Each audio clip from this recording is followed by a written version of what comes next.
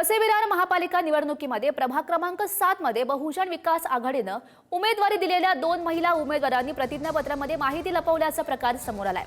त्यामुळे आता विरोधकांनी आक्षेप नोंदवत त्यांची उमेदवारी रद्द करण्याची मागणी केली आहे। तर या सदस्यांना उमेदवारी दिल्यानं निष्ठावंत कार्यकर्त्यांवर अन्याय झालाय असा आरोप शिवसेना तालुका प्रमुख सुदेश चौधरी यांनी केलाय। आम्ही तिथल्या लोकांना तिकीट दिली आणि तिकीट देत असताना तिथल्या निष्ठावान कार्यकर्त्यांना डावललं आणि हे नेहमीच आहे। म्हणजे त्या पक्षामध्ये मी तो पक्ष त्याला मी पक्ष म्हणणार नाही, ते एक कुटुंबाचं ते संघटन आहे, पक्ष मी त्याला म्हणणार नाही। पण आपल्या कुटुंबातला कुठेतरी वर्चस्व असावं आपल्या कुटुंब, आणि मग ते हे करत असताना पक्षातल्या निष्ठावंतांना कसं डावलायचं। आणि बघा, ज्यावेळी हे सगळी प्रोसेस चालू होते त्यावेळी त्यांच्या डोक्यात फीड असते कोणाला द्यायला पाहिजे। मग ही जी जीवघेणी स्पर्धा लावतात, एखाद्या कार्यकर्त्याचा त्याच्यात जीवही जाऊ शकतो, त्याच्यामुळे हे संपूर्ण चुकीचाच हा प्रकार आहे।